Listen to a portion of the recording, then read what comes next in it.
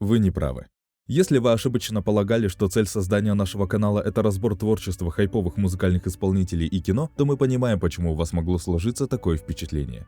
На деле же, открывая канал, мы, как исследовательская компания, хотели говорить больше о глубинных процессах, происходящих в обществе, о важных явлениях, что спрятаны между строк и скрылись даже от опытного глаза. Поэтому в своих видеоэссе мы не просто пересказывали сюжет фильма или биографию исполнителей и перечисляли их песни, но и включали в свой анализ краткий экскурс в историю кинематографии, приемы вокального искусства и технику исполнения рэпа.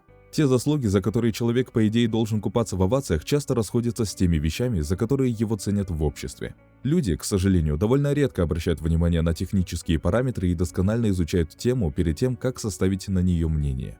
Что уж говорить, многие, оказывается, даже понятия не имели, что сериал «Черный двор» — это не очередная имитация и подражатель «Бригады», а напротив, ее яростный противник. Поэтому наша цель, помимо перечисления очевидного, это показать неподсвеченное, оставшееся в тени и ускользнувшее от взора зрителей. А еще мы всегда хотели говорить о людях. Казалось бы, о самых обычных людях, выполняющих максимально повседневную работу, но на деле оказавших огромное влияние на общество. Вот вы бы отказались от своих дел, планов, зоны комфорта и согласились поехать в село в одну из проблемных школ, обучать детей географии. Мы, конечно, свечку не держали, но думаем, что вы вряд ли согласились бы на подобное безумие. А вот в Кыргызстане есть программа, которая подготовила и отправила такой десант из безумцев в эти горячие точки, которые являются сегодняшней болью общества. Имя этому десанту – Заманбап Мугалим, а их предводительница – Асель Бектенова, хрупкая, но сильная духом женщина, которая вдохновила и нашла нужные слова, чтобы убедить этих людей отправиться на эту нелегкую миссию. Хотите знать, что она шепнула им на ушко? Давайте разбираться.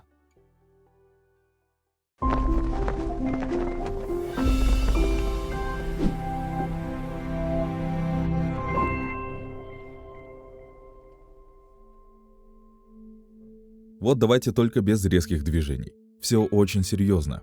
На улицах ежедневно разворачивается битва за будущее нашей страны. 93 тысячи учителей каждый день пытаются вооружить 1 536 000 детей необходимыми знаниями в современном мире, где пару лет назад появился чат GPT, а дети чуть ли не полдня проводят в ТикТоке. Давайте теперь без абстракций, детально нарисуем образ сегодняшнего инструктора. Как правило, с 86% вероятностью это женщина 50+ лет, получившая высшее образование еще при Союзе. Мало того, что занятая заполнением бесконечных отчетов, но к тому же далекая от трендов, не всегда понимающая интересы детей и умеющая, в лучшем случае, на уровне базового пользователя управлять современными девайсами. А теперь давайте приблизим карту этого сражения, от исхода которой зависит будущее страны, до обычного села. Арена действий выглядит еще более безнадежной. Сельская учительница – это профессия, которая уготована килинкам. Поработаешь полдня, не пыльная, но почетная работа, да, низкая, но зато стабильная зарплата. И, как правило, чтобы стать учителем, сегодня достаточно набрать 130 баллов ОРТ, а до недавнего времени и того меньше, всего 110. А теперь давайте с вами разберемся, что такое эти 110 баллов. Это, перефразируя, практически минимальный возможный пороговый балл ОРТ. Вернемся к школьникам. Готовы ли подготовленные нашими инструкторами бойцы к реальной жизни? Да нет, конечно. Согласно международным и национальным системам оценки учебных достижений школьников, в среднем 60% учащихся школ не достигают базового уровня функциональной грамотности по чтению, математике и естественным наукам. Пожалуйста, постарайтесь сейчас остановиться и медленно это осознать. Согласно исследованиям, школьники могут читать, писать, считать, но по сути не способны понять смысл прочитанного и не могут применить свои знания в жизни.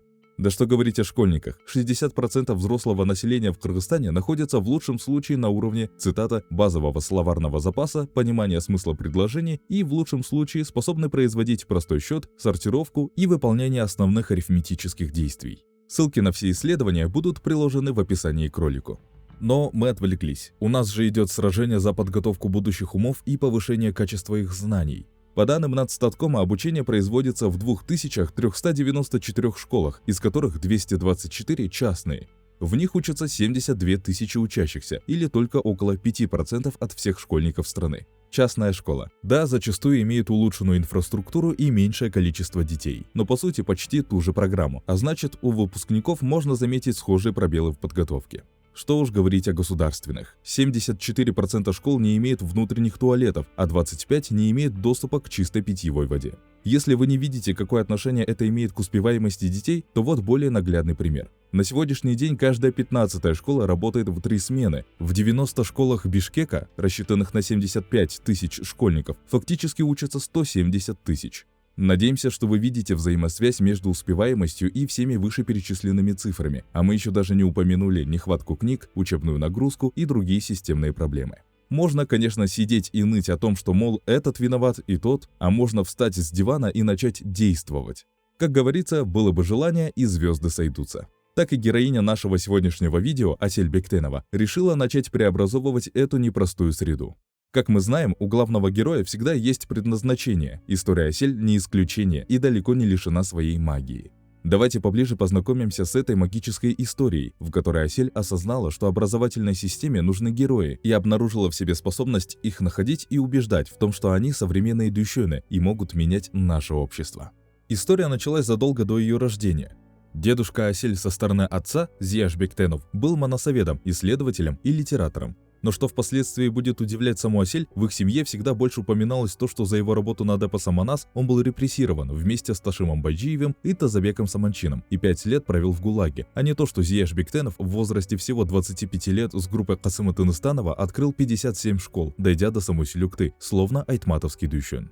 Дедушка же с маминой стороны, Мусар Ускулбеков, был третьим министром, наркомом просвещения и прожил до 100 лет, посвятив всю свою жизнь благородному ремеслу преподавателя, работая университетским профессором. То есть оба ее деда были просветителями, которые, конечно же, воспитали пассионарных последователей своего дела, продолживших их путь созидания и оптимизации среды.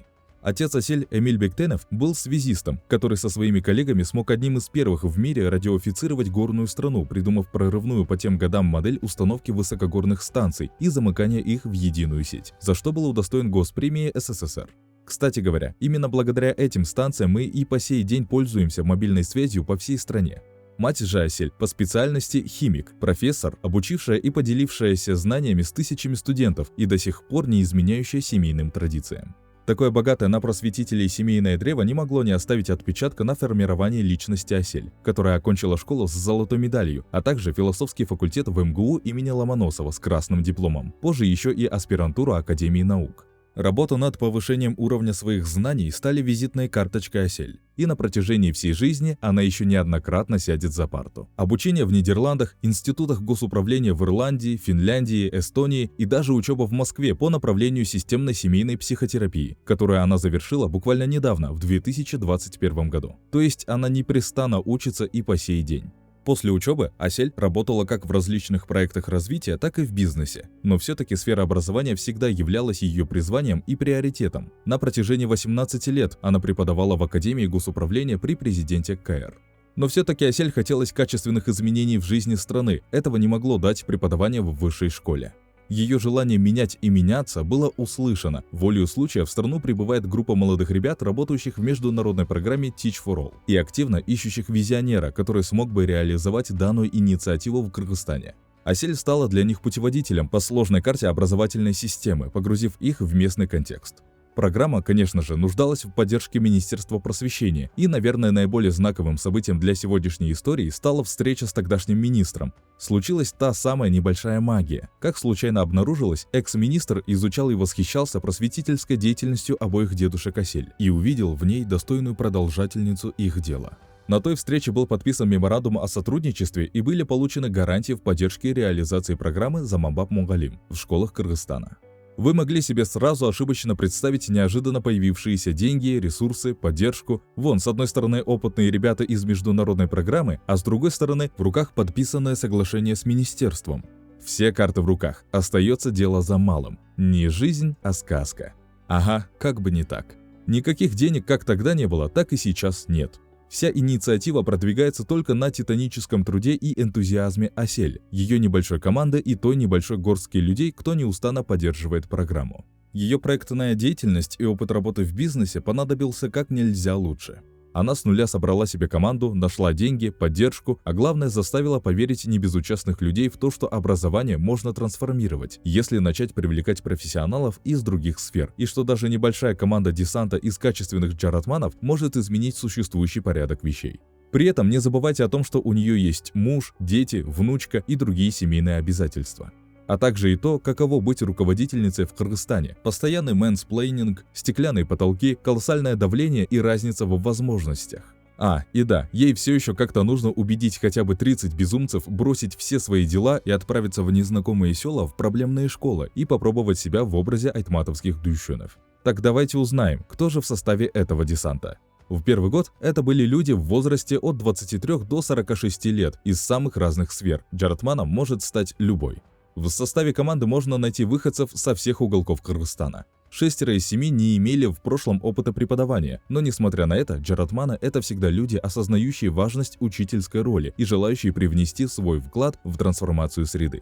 В составе команды вы можете найти человека с опытом работы в проектах развития, бизнесе, волонтерства в красном полумесяце, бывшую работницу Кыргызской фондовой биржи, медработника. Есть как выпускник зарубежного университета с безупречными академическими показателями и полной амбиций, так и человек с инвалидностью в поисках сообщества, основанного на ценностях дружбы и взаимоподдержки. Что же их объединяет? Почему они пришли в программу и решились на такой ответственный шаг уехать работать в сельскую школу? Кто-то ради опыта работы с детьми в столь амбициозном проекте, кто-то сам учился в такой же сложной школе и хочет дать детям шанс на достойное образование. Одна участница пришла в программу, вдохновившись примером другого джаратмана, пришедшего в школу и преподававшего ее ребенку в прошлом году.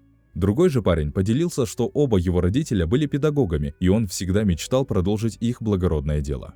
Но все-таки часто джаратманами становятся из-за личной боли, желания привнести изменения в общество, полной несправедливости. Большая половина из числа опрошенных джаратманов, 26 из 47, отнесла себя к людям, сталкивавшимся с неравенством на протяжении жизни, будь то экономическое, гендерное или этническое. Приведем вам цитату одной участницы, которая поделилась своей мотивацией. «Я думаю, может быть, вы видели фильм «Писатели свободы»? Там есть очень сильный момент, который меня по-настоящему вдохновил. Учительница проводит красную линию и просит учеников шагать вперед, если они сталкивались с разными жизненными ситуациями. Например, шагните вперед, если вас когда-то дразнили или если вы чувствовали себя одинокими. И вдруг ученики начинают понимать, что у всех есть боль, у всех есть переживания, и это их сближает. Я бы хотела провести нечто похожее в своем классе. Это помогает не обвинять, а мягко пробудить сочувствие и показать, что каждый из нас в чем-то уязвим». Как вы видите, каждый из джаратманов тщательно отобран командой Замабап Мунгалим, в том числе, конечно же, лично Асель. Отдельного внимания заслуживает их система рекрутинга. Во время отбора критериями не являются ни предыдущий опыт, ни образование кандидата. Любой диплом о наличии высшего образования – это просто формальное обязательство, потому что в школе нельзя работать без диплома. В остальном же отбор основан только на выявлении ценностей человека. Отобранные из числа более чем 1000 зарегистрированных людей, они прошли специализированную методическую подготовку в рамках летнего института в течение месяца, которая включала в себя обучение специальным техникам педагогического мастерства, проведение психологических тренингов и других необходимых подготовительных мероприятий. Подготовленный в таких жестких условиях отряд из 29 джаратманов 1 сентября 2024 года приступил к службе в 9 отобранных по конкурсу школах Чуйской области. В 2025 году к ним присоединился еще 21 джаратман, и сегодня программа реализуется уже в 12 школах области. Один набор обязуется отработать в школе на протяжении 2 лет. В школах джаратманы работают с 5 по 9 классы. Почему? В начальных классах все-таки важны знания особенностей возрастной психологии, а 10-11 классы сосредоточены на выпуске и подготовке к ОРТ и госэкзаменам. В подростковом возрасте как раз с 5 по 9 классы ребенок чувствует себя одиноким, оставленным и нуждается в максимальной поддержке. Во время переходного периода зачастую даже очень хорошие родители не могут понять, что происходит с ребенком и как на это реагировать. А тут речь идет о стране, где родители вынуждены жить в условиях выживания и в большинстве случаев заняты зарабатыванием денег. А также, как мы уже проговаривали выше, программа отбирает наиболее сложные школы. И именно здесь как никогда нужен учитель, который может стать для ребенка не просто примером для подражания, ценностным ориентиром, но и новой ролевой моделью и безопасным взрослым, который всегда поймет и поддержит. Но каково же быть джаратманом и прийти со своим уставом в этот чужой неизведанный монастырь? Вспомните Энди Дюфрейна из «Побега из Шоушенка» или Рэндала МакМёрфи из «Пролетая над гнездом кукушки», которые казались белыми воронами на фоне устоявшейся, не желающей меняться системы. Или не нужно ходить далеко за примером. Возьмем наш кыргызский фильм «Жаңгы Күч», в котором Чингис точно так же попадает в село со своими законами и порядком. В школе протекает крыша, а директору наплевать, завуч превратила кабинет в филиал Вайлдберрис, а местный районовский паренек готов выяснить отношения с преподавателем в уличной драке. Точно так же и наш десант столкнулся каждый со своими сложностями и не всегда был способен решить это в одиночку. Героиня нашего видеоэссе – это лидер, которому могут позвонить в любое время, и она должна включиться и оперативно решать возникающие проблемы. 24/7 быть на связи, поддерживать, соответствующе реагировать, думать над системным улучшением среды. Работа как Джаратманов, так и Асель сильно завязана на постоянном взаимодействии с директорами, учителями, районо, гороно, которые не всегда открыты к изменениям. Это сложная, неблагодарная, невидимая работа, требующая системного, стабильного, но всегда поступательного движения вперед. Часто борьба на уровне сельской школы – это борьба с советским наследием в виде мышления отчитаться перед комиссией. Боятся показать правду, выпячивая только плюсы. Показательным примером являются линейки, на которые вытаскивают только отличников. И главная проблема здесь, о чем говорят практически все учителя, что дети сейчас не хотят учиться уже с 1 класса. Давайте приведем несколько показательных примеров того, как джаратманы программы меняют школьный климат и помогают детям раскрыть свой потенциал. На экране небольшое видео того, как учительница литературы смогла вовлечь в урок прежде самый шумный и непоседливый класс через стоп-моушен анимацию. В показанном примере дети сами писали сценарий, лепили героев и их озвучивали. Другой пример. Учитель музыки в Орловке решил устроить для детей концерт прямо в школьном коридоре. У школы нет актового зала и в принципе никаких инструментов, чтобы познакомить детей с живым звучанием оркестра. Ситуации всегда разные, дети часто сложные и приходится находить с ними общий язык, придумывая новые способы в попытках вызвать у них живой интерес и мотивацию. Нужно понимать, что программа в Кыргызстане еще очень молодая, но она уже создает очень эффективную модель, как можно быстро и качественно начать трансформацию в школе. У нее есть большой потенциал к развитию. Для понимания, в других странах, а их в мире 65, есть более очевидные изменения и охваты. К примеру, в Латвии выпускница программы стала министром образования, а в Армении диаспора помогает ежегодно собирать средства в размере $5 миллионов и существует уже как 14 лет. А теперь сравним с нашими пожертвованиями, которые, к сожалению, довольно малы для такой амбициозной цели и не позволяют программе обрести национальные масштабы. Да, нам сегодня не обязательно самим ехать в эти проблемные школы в дальних селах, чтобы стать частью этого безумного десанта, так как программа существует только на пожертвования и не имеет постоянного источника финансирования. Вы можете не оставаться в стороне и поддержать Асель и ее доблестный десант в их прекрасном начинании. Не обижайтесь, но мы привыкли как народ объединяться только в кризисные ситуации, так сказать, джамандыкта. Мы верим в то, что поддержка Асель и ее проекта могла бы запустить новый тренд поддержки и подобных созидательных инициатив. В описании будут приложены реквизиты Заманбап Мукалим. Мы, как редакция Evidence, желаем Асель успехов в работе над программой. Она является ярким свидетельством того, как можно самому найти смысл и еще вдохновлять других. Каждый может поступить правильно и начать активно менять общество и среду на своем уровне. Было бы желание и вера. В новых видео мы расскажем вам о других людях, живущих среди нас, проходящих мимо нас по улице и остающихся невидимыми, при этом на деле являясь неподсвеченными героями. Если вы знаете таких людей или чувствуете, что это вы, напишите нам в комментариях под этим видео или в личных сообщениях в Instagram. Увидимся в следующих выпусках.